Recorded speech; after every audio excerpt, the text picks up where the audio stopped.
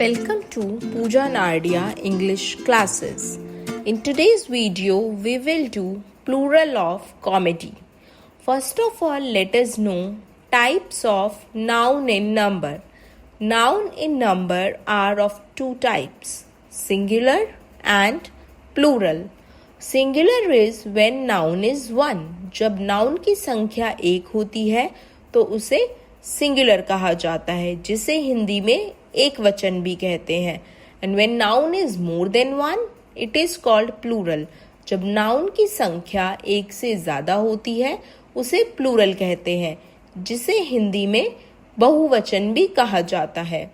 Plural of comedy is comedy. इसका plural same ही रहता है, comedy, COMEDY, comedy. I hope this video was helpful for you. Thanks for watching. Like and subscribe the channel.